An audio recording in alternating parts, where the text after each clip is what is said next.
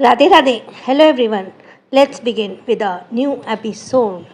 Please आपसे requesting इस channel episode को लाइक करें और चैनल को सब्सक्राइब करें। So let's start it. अमारा गुस्से में देख रही थी। रेखा कुछ कहना चाहती थी मगर उसके सामने ही जय, हर्ष और तंश खड़े थे, इसलिए डर के मारे उसके मुंह से अब कोई आवाज़ ही नहीं निकल रही थी।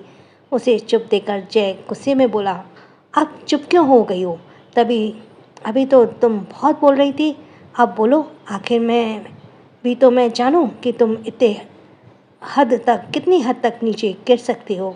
रेखा खुद को संभालती है और फिर उसने नकली आंसू बहते हुए बोली, ऐसी बात नहीं है। एक्चुअली मैं मेरी बहन से गुस्सा थी।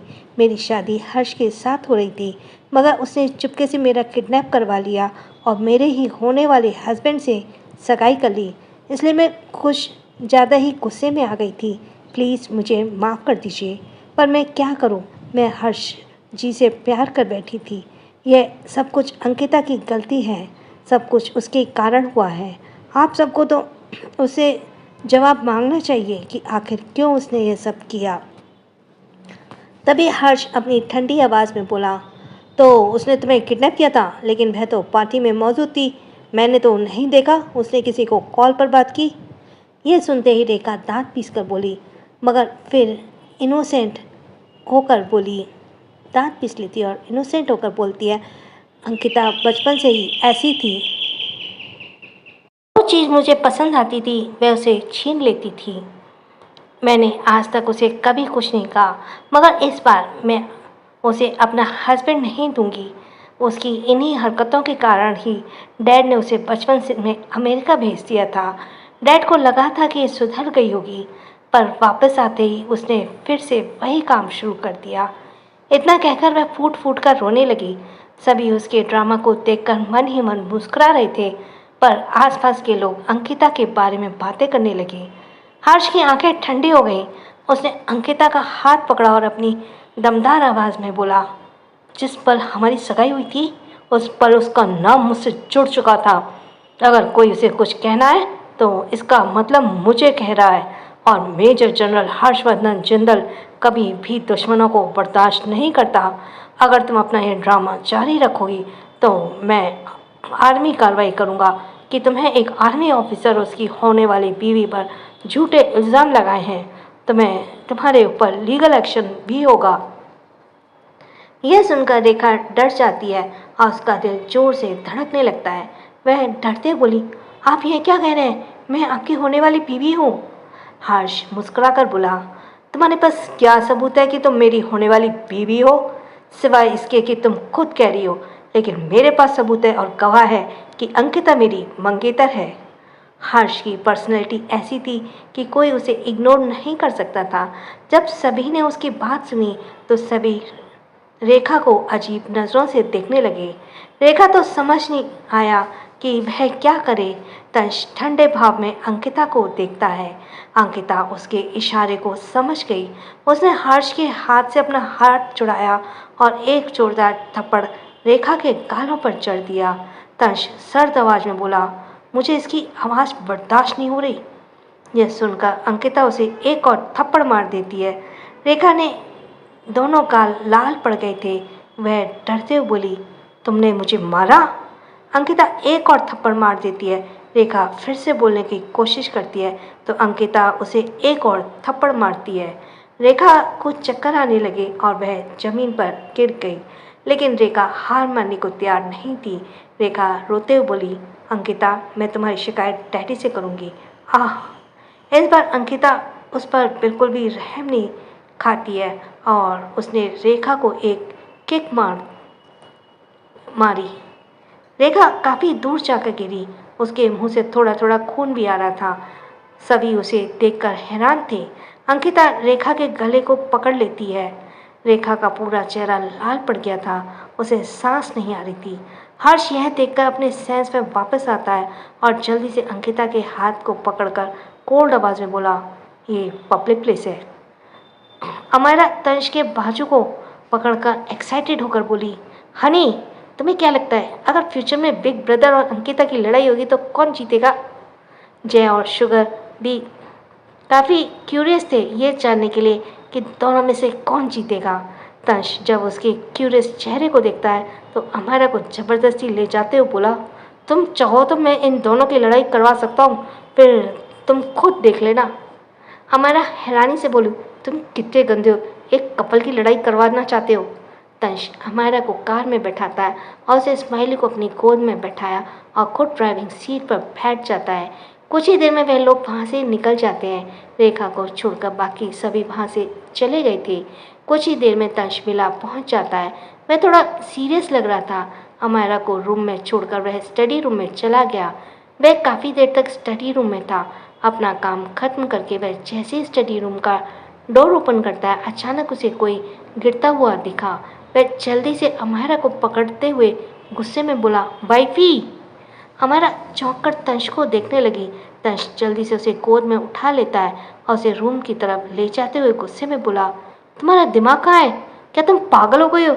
दरवाजे से टेक लगाकर कौन खड़ा होता है, वह भी इस हालत में? अगर अभी तुम गिर जाती तो? अमायरा का सर नीचे था।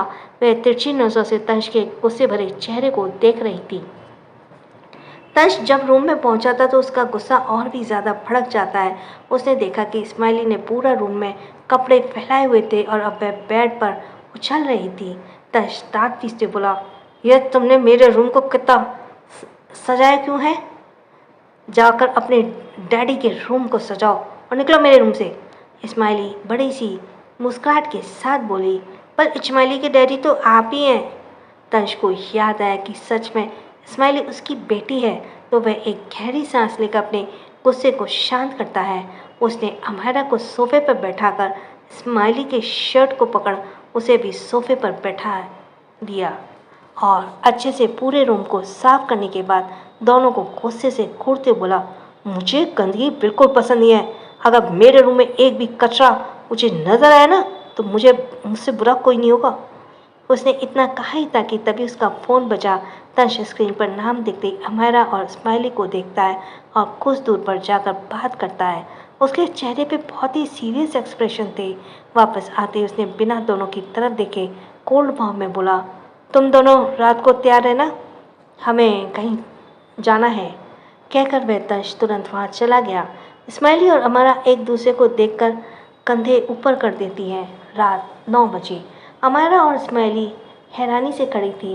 बेड पर दोनों के लिए एक एक ड्रेस रखी हुई थी जो दिखने में बहुत सुंदर थी। दोनों अपनी अपनी ड्रेस को लेकर खुश हो जाती हैं और उसे पहनने चेंजिंग रूम में चली जाती हैं। दूसरी तरफ तंश इस वक्त अपने स्टडी रूम में था। उसके सामने हर्ष बैठा हुआ था। तभी हर्ष उसे एक फाइल और पेन ड्राइव देते हुए बोला, इसे एक बार अच्छे से देख और पढ़ लेना। इसमें सारी इन्फॉर्मेशन लिखी हुई है। मैं तुमसे आखिरी बार पूछता हूँ, क्या तुम सच में जाना चाहते हो? सोच लो, अमायरा प्रेग्नेंट है, इसलिए मैं कह रहा हूँ मुझे जाने दो और तुम अमायरा का ध्यान रखो। वैसे भी ये मिशन मेरा था जिसे तुमने खुद अपने हाथों में ले लिया। यह सुनते ही तंश का चेहरा सीरियस हो गया। उसने अपने हाथ में पकड़ी सिगरेट को होठों के बीच दबाया और विंडो की तरफ देखते हुए शांत लहजे में बोला, इसमें काफ़ी वक्त लगेगा, बेहतर होगा मैं जाऊं और आप अपनी शादी पर फोकस करें। मेरी गैर मौजूदगी में आप यहीं पर रहना है और उसका ध्यान रखना है। उसे यश से दूर रखना और उसे बिल्कुल भी रायचंद विला मत जाने देना। हर्ष एक गहरी सांस लेता और कहता है, इसका मतलब तुम मेरी बात नहीं सुनने वाले हो? पर क्या तुमने उसे इस बारे में बताया? 5 मिनट तक स्टडी रूम में अजीब सा सन्नाटा पसरा हुआ था। कुछ देर बाद तंश गहरी आवाज़ में बोला, मैं आज उसे बता दूंगा कि मैं एक बिजनेस ट्रिप पर जा रहा हूँ। यह सुनकर हर्ष अपनी आईब्रो चढ़ाते हुए बोला, तो तुम उसे सच क्यों नहीं बताते? तंश बिना उसकी तरफ देखे अजीब तरह से मुस्कुरा कर बोला, अगर मैंने उसे बताया कि मैं कहाँ जा रहा हूँ तो वह अपने सोर्सेज का इस्तेमाल करके वहाँ पर आ सकती है। इस हालत में उसके लिए कोई भी टेंशन सही नहीं है। कुछ देर तक हर्ष और तंश एक दूसरे को कुछ डिस्कस करते हैं और फिर हर्ष मिलिट्री बेस पर वापस चला जाता है। पिछले जन्म में इस मिशन पर हर्ष गया था, पर इस बार तंश जा रहा था, इसलिए अमायरा इन सब के बारे में सोच भी नहीं सकती थी। वही विश्वास अमायरा और स्माइली को लेकर बीच पर आ जाता है। अमायरा ने वन पीस पहना था जो वाइन कलर का था। उसमें वो बहुत खूबसूरत लग रही थी। उसके बाल खुले हुए थे और एक तरफ मोतियों से बनी क्लिप लगी हुई थी। स्माइली को भी सेम ड्रेस में ही थी। दोनों ने एक दूसरे का हाथ पकड़ा हुआ था। तभी विश्वास अपने सर को झुकाकर बोला, भाभी जी, डीजे उस तरफ आपको मिलेंगे। हमारा बीच में की तरफ देखती है और दर थोड़ा अंधेरा था वहाँ, और स्माइली धीरे धीरे उस तरफ जाने लगते हैं। विश्वास तो उसी तरफ चला जाता है। हमारा अब आगे कुछ ज़्यादा ही अंधेरा देखती है तो अपनी जगह पर रुक जाती है। उसने आसपास देखते हुए तंज को आवाज़ लगाई, मिस्टर लाइफलाइन, तुम कहाँ हो? क्या तुम यहाँ हो? यहाँ हो भी या नहीं हनी? फिर भी आसपास उन दोनों को कोई नजर नहीं आता। हमारा स्माइली को देखती है। स्माइली अजीब सा मुंह बनाकर बोली, कहीं डैडी हमारे साथ लुका छुपी तो नहीं खेल रहे? कहते हुए आगे भागते हुए तेज आवाज में चिल्लाने लगी, डैडी डैडी आप कहाँ हैं? हमारा जल्दी से स्माइली का हाथ पकड़ लेती है क्योंकि स्माइली गिरने वाली थी और उसे डांटती है, स्माइली ऐसे मत भागो, अभी गिर जाती ना। कहते हुए वह जल्दी से स्माइली को गोद में उठा लेती है। दोनों को ही अब गुस्सा आ रहा था। हमारा जाने के लिए जैसे ही पलटी, अचानक वहाँ लाइट जलने लगी। दोनों हैरानी से एक दूसरे को देखने लगे। फिर हमारा पीछे पलट जाती है। कुछ ही दूरी पर एक बड़ा सा टेंट बना हुआ था जिसे फूलों से सजाया गया था। उससे कुछ ही दूरी पर डिनर डेट के लिए टेबल लगी थी। टेबल के चारों तरफ 4 पिल्लो लगे हुए थे। उन्हें फूलों से सजाया गया था। 4 पोल लगे हुए थे, सॉरी। उन्हें फूलों से सजाया गया था। उसमें लाइट भी लगी हुई थी। ऊपर से बीच का एरिया तो ठंडी ठंडी हवाएं चल रही थी। मून की रोशनी सीधा समुद्र में पड़ रही थी, इसलिए समुद्र का पानी डायमंड की तरह चमक रहा था, जो इस डेट को और भी ज़्यादा खूबसूरत और रोमांटिक बना रहा था। अमायरा उस्माइली आंखें फाड़ के सामने का नज़ारा देख रही थी। कुछ सोचकर अनजाने में अमायरा अपने होंठ को चबाने लगी। उसके गाल थोड़े से लाल हो जाते हैं, पर जल्दी वो अपने सेंस में वापस आती है। तभी इस्माइली एक्साइटेड होकर सामने उंगली करके बोली, डैडी। यह सुनकर ही अमायरा के उस तरफ देखा तो तंश ने ब्लैक पैंट और वाइट शर्ट पहनी थी। उसी शर्ट के 3 बटन खुले थे जिसमें उसका अट्रैक्टिव सीने का हिस्सा नजर आ रहा था और उस पर अमायरा का नाम लिखा था, पर आज कुछ अलग था। अमायरा धीरे धीरे तंश के करीब जाती है तो वो हैरान हो जाती है क्योंकि तंश के सीने पर आज अमायरा के साथ साथ स्माइली का भी नाम लिखा था। अमायरा अपने हाथ को तंश के सीने पर रखती है तो तंश उसके हाथ को पकड़ लेता है। अमायरा उसकी आंखों में देखती है, पर अचानक उसके चेहरे के भाव बदल जाते हैं। उसका मन में कहा, यह मुझे इतना अजीब क्यों लग रहा है? तंश अजीब लग रहा है। उसकी आंखों में जो भाव है ये मुझे कुछ और बता रहे हैं। इतना कहते हुए अपनी पकड़ तंश पर ढीली कर देती है तो तंश उसकी उंगलियों को किस करते हुए गहरी आवाज़ में बोला, वाइफी, तुम्हें ये पसंद नहीं आया? हमारा आसपास देखकर मुस्कुराते बोली, यह सब बहुत खूबसूरत है, पर तुम मुझे पसंद नहीं आई। यह सुनकर तंश अपनी आंखें छोटी कर लेता है तो स्माइली मुंह बनाकर बोली, बिल्कुल सही, डैडी ने हमेशा की तरह ब्लैक एंड वाइट कपड़े पहने हैं। डैडी, अलग आपके पास पैसे नहीं है तो आप हमें बता सकते हैं, हम आपके लिए अच्छे कपड़े खरीद लेंगे। ये सुनकर तंश दोनों को घूरता है पर बोलता कुछ नहीं है। तंश अमायरा के हाथ को पकड़ उसे और स्माइली को डिनर टेबल पर ले जाता है। उसने दोनों को बैठाया, फिर एक ही प्लेट में डिनर सर्व किया। स्माइली क्यूरियस होकर बोली, डैडी, क्या आपके पास सच में पैसे नहीं है? क्या आपने सिर्फ एक ही प्लेट खरीदी है? तंश इस सवाल को सुनकर गुस्से में उसे देखता है। अमायरा हंसते बोली, हनी, हम फैमिली है, इसलिए हम एक प्लेट में खा सकते हैं। स्माइली कुछ सोचते हुए खुश होकर बोली। फिर स्माइली दादी से बोलेगी, अब सभी फैमिली एक प्लेट में ही खाएंगे, पर हम प्लेट में सब लोग कैसे खाएंगे? एक प्लेट में। तंश उसे अपनी गोद में बिठाते हुए सर्द आवाज में बोला, थोड़ी देर मुंह बंद रखो तो तुम्हें उसके मुंह में खाने का एक बाइट डाल देता है। हवा के कारण अमायरा के बाल उड़ रहे थे। इस बात से बेखबर अमायरा अपने गालों पर हाथ रखकर तंश सीने पर बने अपने और स्माइली के नाम के टैटू को देख रही थी। तंश की नज़र अब उस पर गई तो वह अमायरा की खूबसूरती के एक पल के लिए खो गया। वह धीरे धीरे अपने हाथों को ले जाकर उसके उड़ते हुए बालों पे अमायरा के कान में पीछे कर देता है। अपने उसने देखा स्माइली खाते हुए अपनी ड्रेस में लगी एक बटरफ्लाई को देख रही थी, जो वह अपनी शातिर मुस्कुराहट को छुपाकर अमायरा के गाल पर अपने ठंडे होंठ रख देता है। अमायरा कांप गई। वह पीछे हटती उससे पहले तंश उसके कमर में हाथ डालकर उसे अपनी करीब खींच लेता है और धीरे से कान में बोला, स्माइली को सो जाने दो। उसके बाद वह अपनी बात को अधूरी छोड़ देता है और अपनी डिजायरेबल नज़रों से अमायरा को देखने लगता है। हमारा अंदर तक कांप गई। वो घबराते हुए पूछती है, उसके सो जाने के बाद क्या? आपकी गहरी आंखों से उसे अपनी गहरी आंखों से उसे देखते हुए तंश अपने गर्दन को देखता है और फिर उसकी पूरी बॉडी को स्कैन करता है। हमारा उसका मतलब समझ गई। तंश अपने अंगूठे को उसके होठों पर मसलते हुए उसके कान में बोला, बैबी, आज की रात हमारी हो गई। It's been so long that your body hasn't felt pain because of me, nor have I seen even a single love bite, but tonight I will give you everything. हमारा अपनी जगह पर जम गई। उसे गुस बम्स हो रहे थे। तश धीरे से अपने ठंडे हाथ हमारे के थाई पर रख देता है।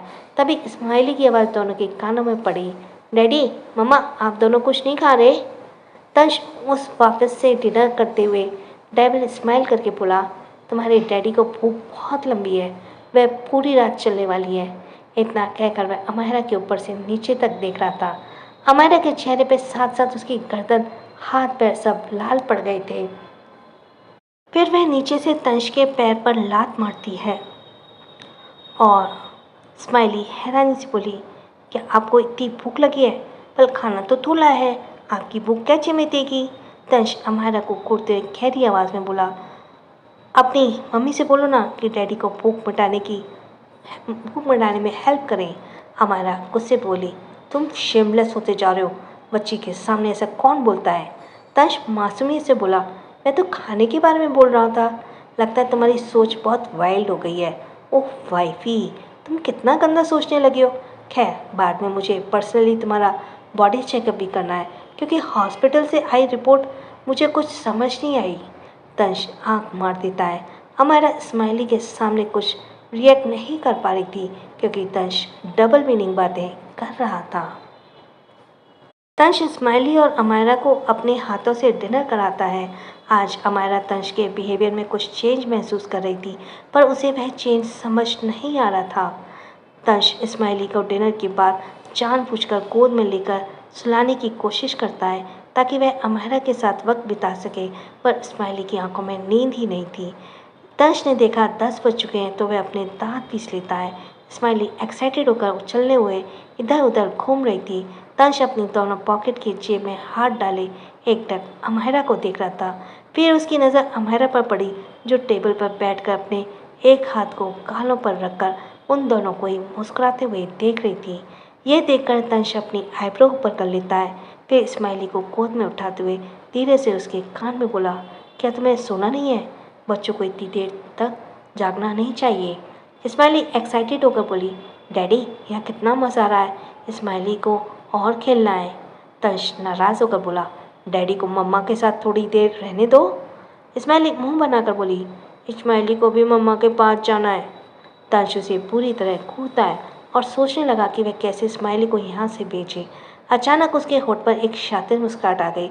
उसने देखा अमायरा उन्हीं की तरफ देख रही है, तो तंश चुपके से अपना पर्स निकालकर उसमें से एक गोल्डन कार्ड स्माइली को देता है और धीरे से बोला, अगर तुम जाती हो तो मैं तुम्हें यह दूंगा।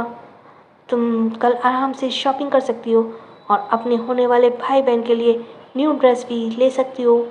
यह सुनते ही स्माइल की आंखों में चमक आ गई और वह जल्दी से गोल्डन कार्ड ले लेती है। उसने तिरछी नज़र से अमायरा को देखा कि कहीं वो देख तो नहीं रही।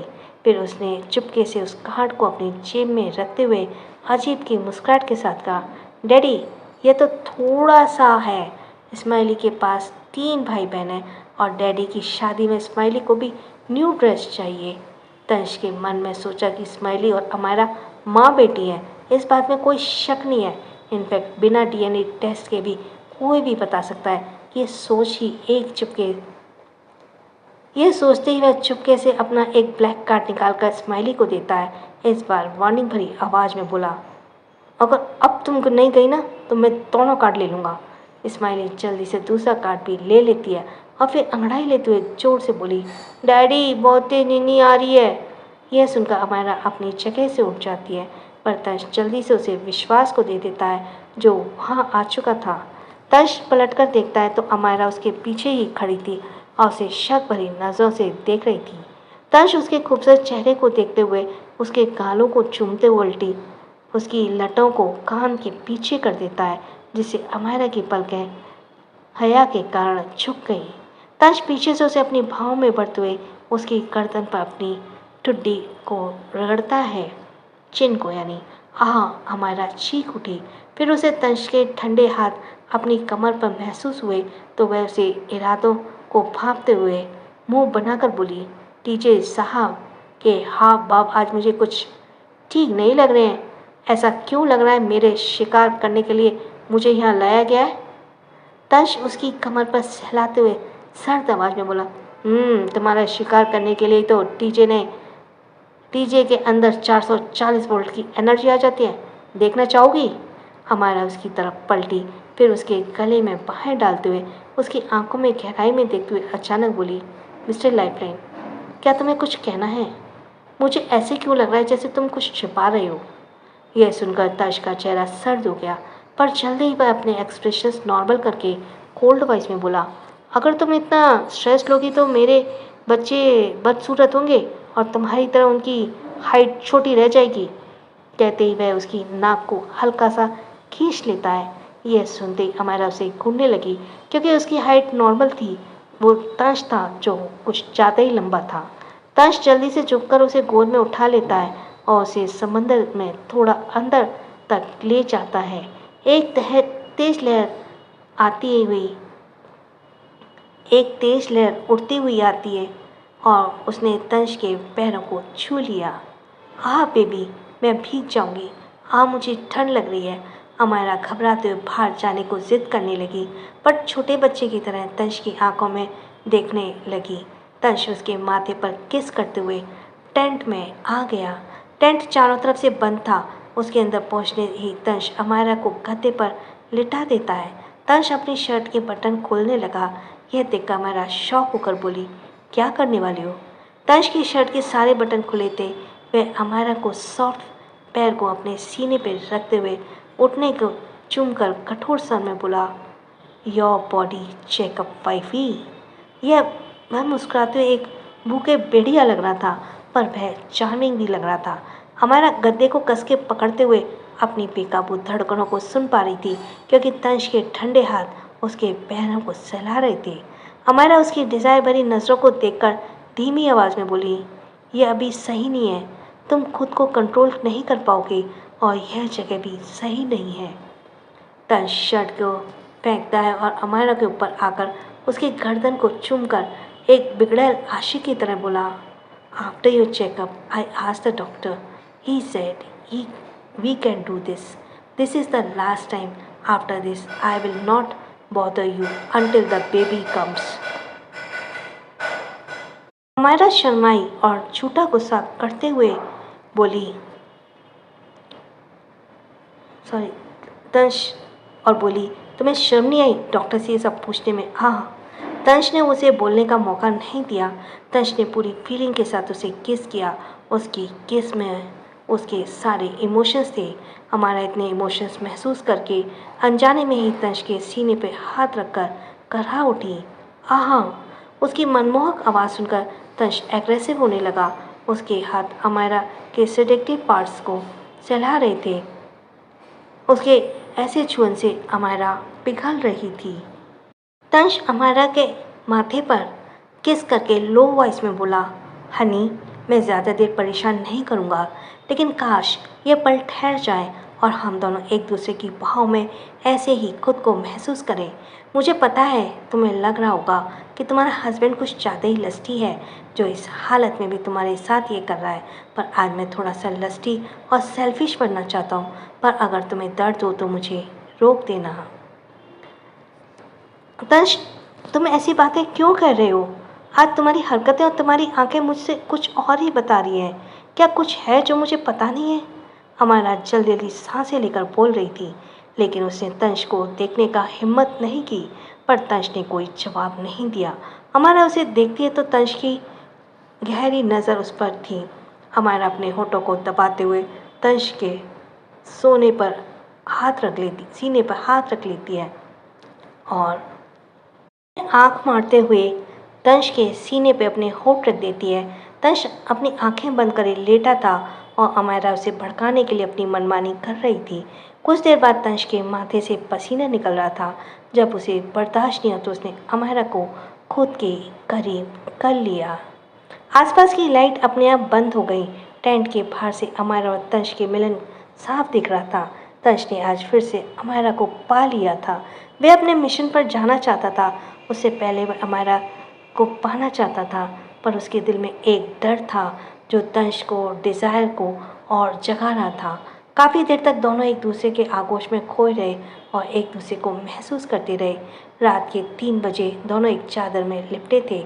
अमायरा थक कर लेटी थी और उसकी पीठ तंश के सीने से लगी थी और तंश उसकी थाई के एरिया के सहला रहा था। अमायरा खुद को रोक नहीं पाई और वो एक्सप्रेशन लेस भाव में तंश की तरफ फेस करके उसके गालों को पकड़ते हुए पूछती है, सच सच बताओ, मुझसे क्या छुपा रहे हो? मैं देख सकती हूँ, महसूस कर पा रही हूँ कि तुम्हारे अंदर कुछ चल रहा है। तंश इस बार छुपाता नहीं है और उसकी आंखों में देखते हुए धीरे से बोला, मुझे डर लग रहा है। हमारा शौक हो जाती है। 5 मिनट तक वहाँ शांति रहती है। फिर वो तंश के सर को अपने सीने से लगाते हुए बोली, लेफ्टिनेंट जनरल को डर लग रहा है? क्या इस बात पर भरोसा कर सकते हैं?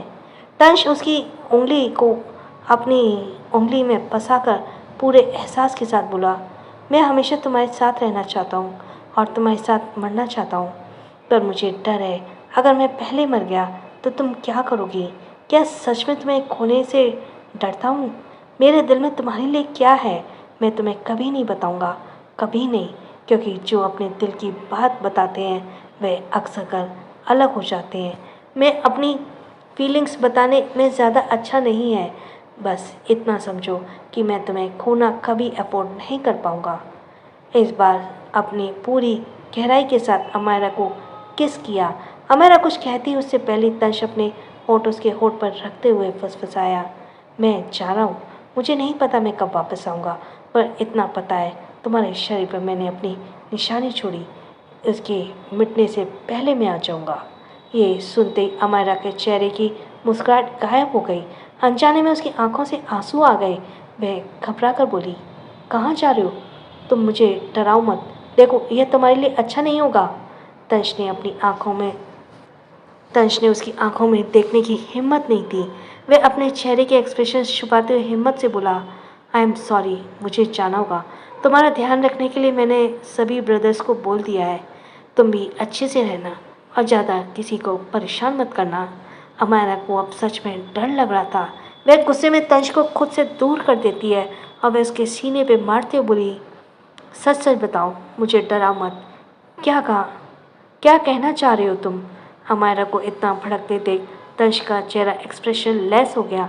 वह अमायरा को सीने से लगाते हुए कठोर आवाज़ में बोला, वाइफी शांत हो जाओ, मैं बस एक बिजनेस ट्रिप पे जा रहा हूँ और मैंने कहा ना, तुम्हारे बॉडी पर जो निशान है ये गायब होने से पहले मैं वापस आ जाऊँगा और फिर कभी नहीं जाऊँगा। और मैं तुमसे बड़ा हूँ, मेरी बात मानो। अब मुझे इस बारे में कोई बहस नहीं चाहिए और ना ही मुझे तुम्हारी आंखों में एक भी आंसू देखना है। अगर तुमने आंसू बहाकर निकाले तो मैं कभी वापस नहीं आऊँगा, फिर तुम जिंदगी भर ऐसे ही रोना। अमायरा को कुछ गड़बड़ लग रही थी। वह तंश की ऐसी बातें सुनकर उसे रोना आ रहा था। तंश इस बार गुस्से में बोला, अगर तुम्हारी आंखों में ठहरे आंसू तुम्हारे गालों पर आए ना तो सोच लेना मैं सच में वापस नहीं आऊँगा और मेरी बात को हल्के में मत लेना। अमायरा ने खुद को रोने से रोक लिया और गुस्से में उसके सीने पर मारते हुए बोली, तुम्हें किसी इंसान को संभालना भी नहीं आता क्या? तुम 2-4 अच्छी अच्छी बातें करके मुझे चुप नहीं करा सकते हो? ऐसे गुस्सा करना ज़रूरी है क्या? तंश की बातों को ध्यान में रखते हुए अमायरा ने रोने की हिम्मत नहीं की। अमायरा को बहुत अजीब लग रहा था। अंदर से उसे घबराहट हो रही थी। वह तंश को पकड़कर अपनी आंखों को बंद करके अपने पिछले जन्म को याद करने लगी। उसके मन में कहा, पिछले जन्म में तो तंश मुंबई में ही था, वह कहीं नहीं गया था, फिर इस बार क्यों जा रहा है? यह सिर्फ एक बिजनेस ट्रिप तो नहीं है, वरना वह इस तरह बिहेव नहीं करता। बात कुछ और है। इतना कहते हुए अपनी पकड़ तंश पर कस देती है और तंश की आंखें बंद थी। ऐसे 4 बज जाते हैं और तंश का फ़ोन बजने लगा। उसने स्क्रीन पर नाम देखा तो कॉल कट कर दिया। उसने अमायरा को खुद से अलग किया। उसे कपड़े पहनाने के बाद अपने खुद पहने और अमायरा को गोद में उठाकर टेंट से बाहर आ गया। हल्की हल्की हवाएं अभी भी चल रही थी। 10 मिनट चलने के बाद तंश ने देखा एक हेलीकॉप्टर उड़ते हुए आ रहा है। वह कुछ ही दूर पर जमीन पर रुका। उसके साथ ही कई सारी कारें भी वहीं थी। हर्ष बाहर आया। उसके साथ गार्ड्स भी थे। तंश अमायरा को नीचे उतारकर हर्ष को घूरते बोला, इसका ध्यान रखना। अमायरा जल्दी से उसके हाथ को पकड़कर पूछती है, तुम जा कहाँ रहे हो? क्या तुम अभी जा रहे हो? तंश ने अपना हाथ छुड़ाते हुए उसके माथे पर किस करके कहा, अच्छी बच्ची बनो और रोना मत। मेरी बात को याद रखना, अगर तुम रोई तो मैं कभी वापस नहीं आऊँगा। अमायरा उसके हाथ पर अपनी पकड़ कसते हुए बोली, क्या तुम मुझे इस हालत में छोड़कर जाओगे? तंश कुछ नहीं बोला। उसने अपने दिल का हार्टलेस कर लिया। उसके आसपास का ऑरा ठंडा हो गया और वह अपनी गहरी और गुस्से भरी नजरों से अमायरा को देख रहा था। अंदर से भी दुख हो रहा था, लेकिन उसका जाना बहुत ज़रूरी था। उसने खुद को मजबूत किया और बिना अमायरा की तरफ देखे जल्दी से हेलीकॉप्टर में बैठ गया। कुछ देर में वे लोग वहाँ से चले गए। अमायरा एकटक उसे जाते हुए हेलीकॉप्टर को देख रही थी। उसने खुद को मजबूत किया था। उसने अपनी ड्रेस पर अपनी पकड़ कस ली और पर वो रोई नहीं। अचानक उसने हर्ष से सवाल किया, बिग ब्रदर क्या सच में बिजनेस ट्रिप पर गया है, या आप सब मुझसे कुछ छिपा रहे हैं? उसने मुझे यह भी नहीं बताया कि वह कब वापस आ रहा है। मुझे बहुत अच्छे से पता है ऐसी कोई बिजनेस ट्रिप नहीं है जिसके बारे में बताया ना जा सके। हर्ष एक्सप्रेशनलेस भाव में अपनी जगह पर खड़ा था। हवा में कारण अमायरा के बाल उड़ रहे थे। वो पीछे आधे घंटे से वहीं पर खड़ी थी। आखिरकार हर्ष उसके कंधे पर हाथ रखते हुए बोला, चलो यहाँ से, वह जा चुका है, बहुत जल्द वापस आ जाएगा। अमायरा एकदम से हर्ष के गले लग गई और शिकायत करते हुए बोली, उसने मुझे पहले क्यों नहीं बताया? उसने मुझे धमकी दी कि अगर मैं रोई तो वह कभी वापस नहीं आएगा। ऐसा कौन करता है? हर्ष उसके बालों को सहलाते हुए नर्म आवाज़ में बोला, वो ऐसा ही है, और रोना मत। वह यहाँ नहीं है, पर उसे पता चल जाएगा कि तुम रो रही हो तो वह सच में तुम्हारे सामने दोबारा नहीं आएगा। वह अपनी बात का बहुत पक्का है। अमायरा घूरकर हर्ष को देख रही थी। वो अपने पैर पटकते हुए गुस्से से बोली, सच में जिंदल खानदान के किसी भी लड़के की एक रोती हुई लड़की को चुप कराना नहीं आता। कहकर वह गुस्से से जाकर कार में अंदर बैठ गई। हर्ष भी कार में बैठ गया और कुछ देर में वो वहाँ से निकल गए। अमायरा विंडो की तरफ देखते हुए कुछ बड़ा सोच रही थी। एक हफ्ते बाद तंश का प्राइवेट विला के अंदर से चिल्लाने की आवाज़ आ रही थी। लिविंग रूम में स्माइली सोफे पर खड़ी होकर जोर जोर से चिल्ला रही थी, मम्मा जल्दी चलिए, मम्मा जल्दी चलिए। उसके हाथ में एक मन की टॉय था। उसने मिनी स्कर्ट और वाइट कलर की डिज़ाइनर टी शर्ट पहनी थी और 2 चोटी की थी। वह बहुत क्यूट लग रही थी। उसने सीढ़ियों की तरफ देखा जहाँ से अमायरा जल्दी जल्दी आ रही थी। अमायरा ने आज अनारकली सूट पहना था और रेड कलर का। उसके गले में मंगलसूत्र था और मांग में सिंदूर। वह बहुत प्यारी लग रही थी। अमायरा आंखें गोल गोल घुमाते हुए बोली, क्यों इतना शोर मचा रही हो? आ रही हूँ ना। इतना कहते हुए स्माइली को अपनी गोद में उठाकर उसे किस कर लेती है। पीछे से जेट ट्रॉली बैग लाते हुए अपने पसीने को पहुँचते बोला, अरे रुको, कहाँ भाग रही हो तुम दोनों? मैं यहाँ तुम दोनों का सामान पैक करके ला रहा हूँ और तुम दोनों मुझे ही छोड़कर भाग रही हो। अमायरा पलट कर उसे घूरते बोली, जय ब्रदर आप ऐसे नखरे दिखा रहे हैं जैसे आप कोई नाजुक से इंसान हो। ऐसा लग रहा है, मुझे लगता ही नहीं कि मुझे मिनी के लिए दूसरा वर्ड ढूंढना पड़ेगा। जय घबराते उसके पास आ गया और फिर अपने दांत हाथ जोड़ते हुए बोला, दोनों हाथ जोड़ते हुए, अरे मेरी माँ क्यों हर बार मुझे धमकी देती हो? अगर मुझे 100 लोगों को मारकर भी उसे शादी करनी पड़ी ना तो वो भी करूँगा। वैसे मेरे दिमाग में एक आइडिया आया है, तुम मेरी प्यारी बहन हो ना, तो मेरे लिए कुछ करो। अमायरा और स्माइली दोनों उसे देखते हुए आंखें छोटी करके देखते हैं। जय आसपास देखता है, वहाँ कोई नहीं था। वह धीरे से अमायरा के कान में बोला, क्यों ना तुम मॉम को कन्विंस करो कि वह हर्षवर्धन के साथ मेरी और मिनी की भी शादी कर दे। इससे खर्चा भी कमाएगा। अच्छा आइडिया है ना? हमारा जय के ऊपर से नीचे तक देखती है। उसके बाद अपने गालों पर उंगली रखते हुए सोचकर बोली, बात तो तुम सही कह रहे हो, इसे पैसा और समय दोनों बच जाएंगे। जय अपने गालों पर हाथ फेरते बोला, मैं तो हमेशा से सही कहता हूँ, अब चलो और मॉम से बात कर लो। हमारा उसे इग्नोर करके बोली, बिल्कुल नहीं, कहकर वह बाहर कार के पास आ गई। वहाँ पर अंकिता पहले से ही मौजूद थी। अंकिता ने हमेशा की तरह ब्लैक जीन्स और शर्ट पहनी थी। उसका चेहरा एक्सप्रेशनलेस था।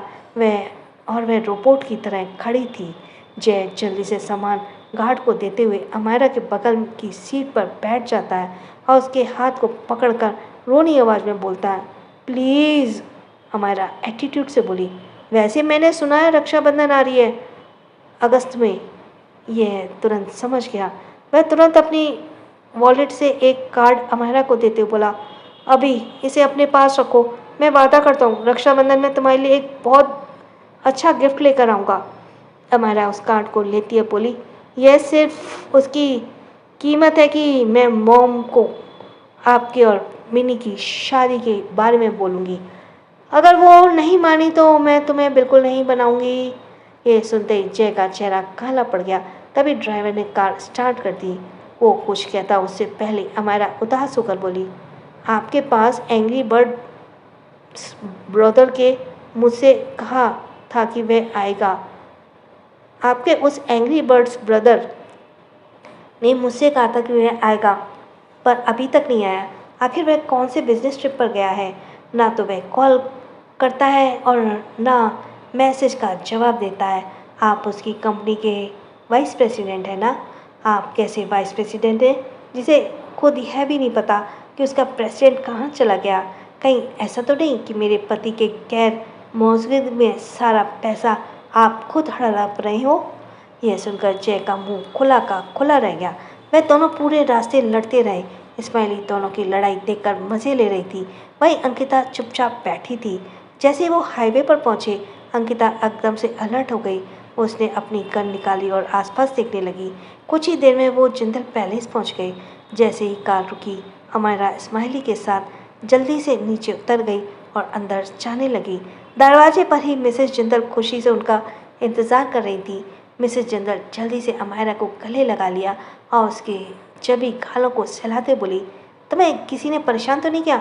एक मिनट, तुम्हारा चेहरा क्यों उतरा हुआ है? कहीं इस जय ने तुम्हें परेशान तो नहीं किया? अमायरा उदास होकर बोली, मॉम आपको तो पता है ना, पूरे 1 हफ्ते से वो गायब है। उसने मुझे कॉल भी नहीं किया और जय ब्रदर अलग मुझे परेशान करते हैं। वह मुझे मोटी मोटी बोल रहे हैं। कहाँ हूँ मैं मोटी? मिसेस जिंदल गुस्से में जय के पास जाकर उसके कान को मरोड़ कर बोली, नालायक कहीं के, मेरी अम्मू को परेशान कर रहा है? क्या तुम्हें पता नहीं है वो प्रेग्नेंट है? तुम कैसे उसे मोटी बोलकर परेशान कर सकते हो? जय तुरंत चिल्लाकर बोला, अरे माँ वो झूठी है, मैंने अभी कभी उसे मोटी नहीं कहा। जय मुंह फुलाते हुए अमायरा को देखता है, जो चीन निकालकर उसे ही चिढ़ा रही थी। स्माइली को बहुत मज़ा आ रहा था। वह जय की तरफ इशारा करके बोली, दादी दादी, स्माइली ने भी चुना था। दादी ये नंबर 3 झूठ बोले। जय अपने आस्तीन चढ़ाकर बोला, मैं तुम दोनों माँ बेटी को छोड़ूंगा नहीं। अमायरा और स्माइली हंसते हुए घर से अंदर भाग जाते हैं। मिसेस जिंदल जय के पैरों पर मारते हुए बोली, नालायक यहीं पड़े रहो बाहर, मेरे घर में अंदर घुसना मत और पूरे घर को अच्छी से तैयारी करो। हर्ष की शादी में कुछ ही दिन है और अपने उस नालायक भाई को भी बता देना रस्म के समय आ जाए। और अंकिता? मिसेस जिंदल अंकिता को देखने लगी, पर अंकिता नहीं दिखी तो उन्हें लगा कि वह अंदर आ चुकी है। इसलिए मिसेस जिंदल जय को छोड़ते हुए अंदर चली गई। जय मुंह बनाकर बोला, दोनों माँ बेटी बड़ी खतरनाक है, शादी तो मैं भी करके रहूँगा। मैं भी देखता हूँ कौन रोकता है मुझे। अगर किसी ने शादी नहीं कराई ना तो मैं तुम्हारा मिनी को प्रेग्नेंट करूँगा, फिर तो करना ही पड़ेगा। वह खुश होकर अपने बालों में हाथ फेरता है और आसपास उन लोगों का इंटर इंस्ट्रक्शन देने लगा जो विला को सजा रही थी। वही अंकिता पहले ही विला से बाहर जा चुकी थी। इस वक्त विला से थोड़ी दूर एक पेड़ के पास खड़ी थी। वहाँ पर दो आदमी मरे पड़े थे और तीसरे आदमी का गला अंकिता ने पकड़ा था। उसकी आंखों में बहुत खतरनाक चमक थी। उसने उस आदमी को गले को दबाए हुए कर्कश आवाज में बोल कहा, तुम्हारा बॉस कौन है? वह आदमी हंसते हुए बोला, पिंक पैंथर को मारने से कोई नहीं बचा सकता। उसे क्या लगता है मेरे भाई को मारकर वह खुशी से रह सकती है? बिल्कुल नहीं। परसों उसने मेरे घर में बम से उड़ाया था। अब मैं उसको और उसकी छोटी बच्ची को मारकर बदला लूँगा। उसने इतना कहा ही था कि अंकिता खंजर निकाल कर उसके गले को काट देती है। उसके बाद विला वापस आ जाती है। मिसेस जिंदल बहुत खुश थी।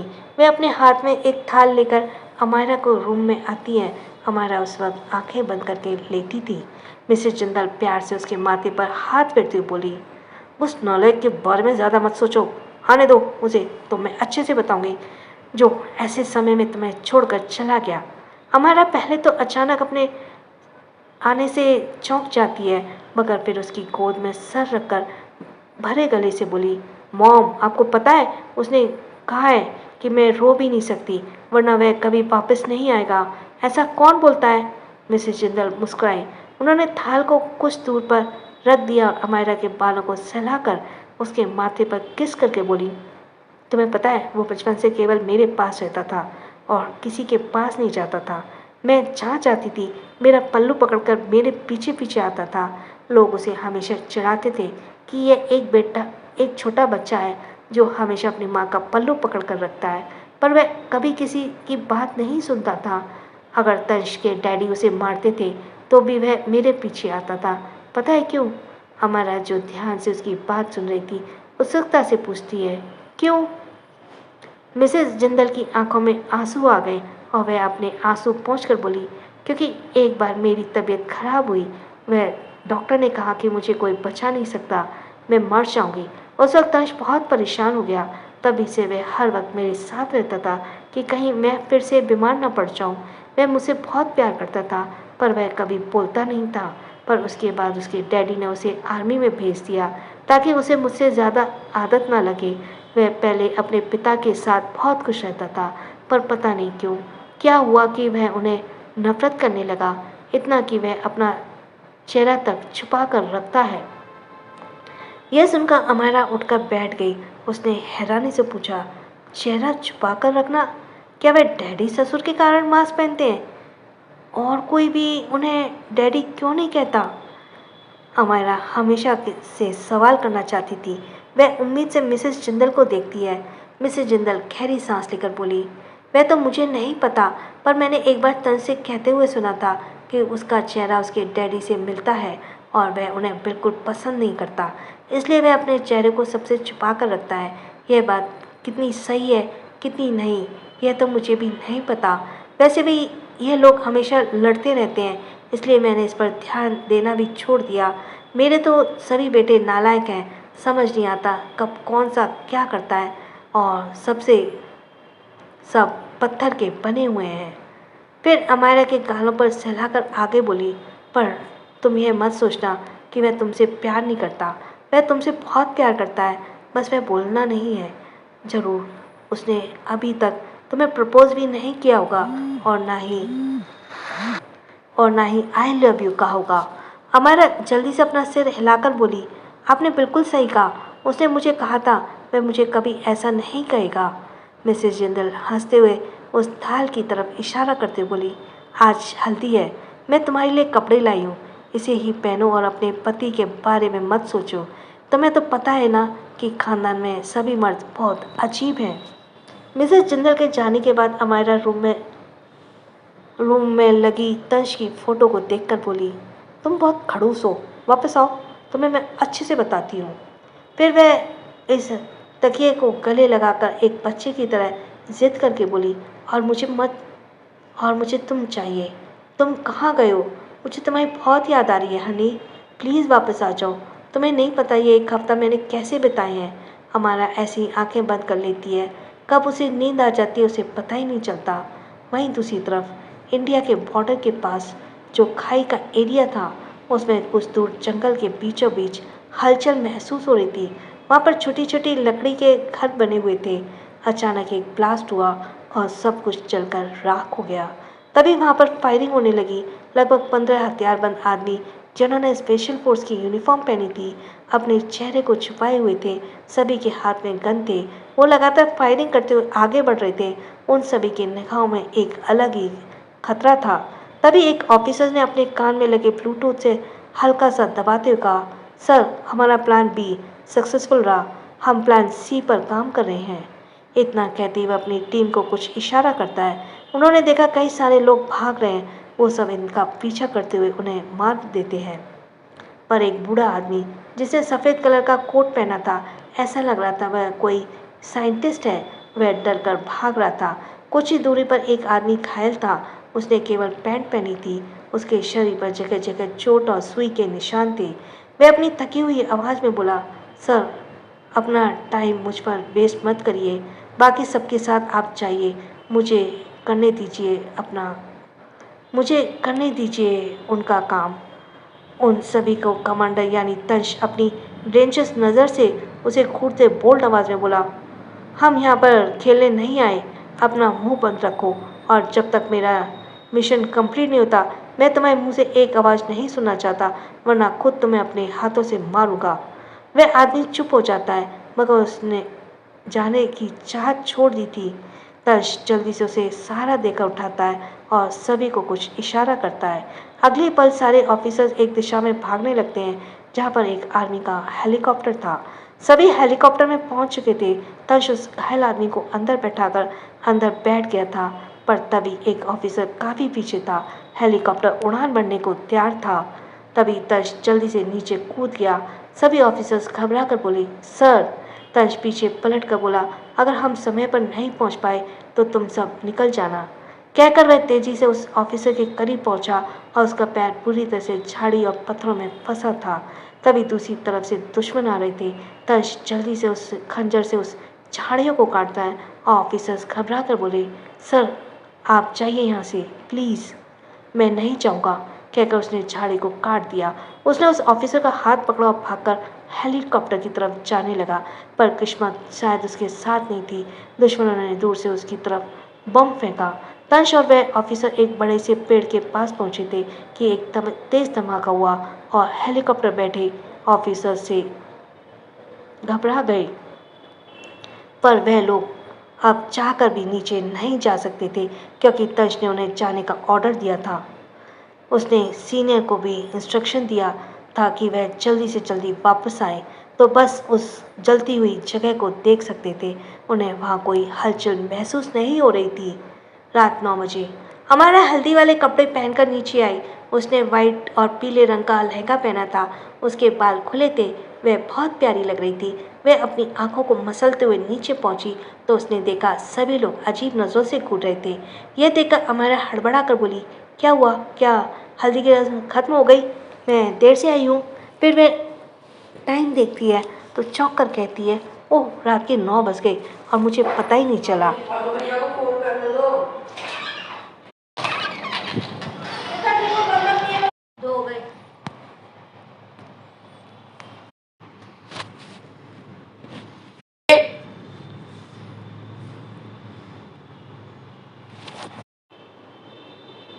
अरे हमने काटा ये।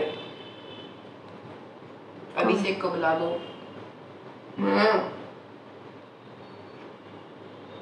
अभिषेक तो पहले ही नहीं आएगा। आ जाएगा, उसकी छुट्टी होंगी। नहीं, वो ऑफिस जाता है और उसका ऑफिस सेक्टर 23 में है। पास में है तो। हाँ, और ऑफिस में ना कोई छुट्टियाँ नहीं होती हैं।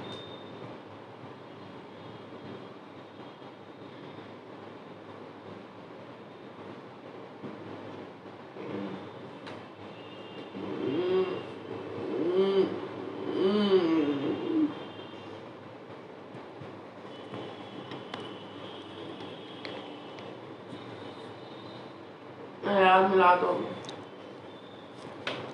अब तो चुप रहेगा, जहाँ 5 मिनट में यहीं कर लूँ, मैं गर्मी में मर गई थोड़ी सी। पहले एक बार मिला दो। अरे यार कितनी बार तो मिला लिया, 5 बार मिला दिया तुमने। मिला दो यार। हाँ मिला दिया ना। मैं नहीं उधर ही जाऊँ, कहाँ? पर वो होंगी ना, फिर आएंगी। क्या पता है, नहीं है, मुझे नहीं मालूम। सुनीता आंटी तो मुझे दिख गई। तो फिर आ गए। सुनीता आंटी तो मुझे दिख गई है। तो फिर आ गए। अब चुप रहना यार एक बार। यार, मैं थोड़ा हवा में भी कर लूँ, 2 मिनट चुप हो जाओ। रात के 9 बज चुके थे और उसे पता ही नहीं चला था। अमायरा ने देखा अंकित, मिनी, मिसेस जिंदल और मनीषा वहीं बैठे हुए थे। मिसेस जिंदल गुस्से में नजर आ रही थी। वह अमायरा को देखते बोली, हल्दी की रस्म छोड़ो, यहाँ तो दूल्हा और दूल्हे के पिता भी गायब हैं। दूल्हा और दूल्हे के पिता भी गायब हैं, यहाँ तक कि तनिष्क और जय भी नहीं है। इन सबको शादी की कुछ पड़ी ही नहीं है। इस वक्त हर्ष मिलिट्री यूनिफॉर्म में विला के अंदर आता है। मिसेस जिंदल उसे गुस्से में थी और उन्होंने जाकर सीधा उसे थप्पड़ मार दिया। हर्ष हैरानी से बोला, मॉम। मिसेस जिंदल एक और थप्पड़ हर्ष को मारते हुए बोली, मुझे माँ मत कहे, आज तुम्हारी हल्दी की रस्म थी, कहाँ गायब थे तुम?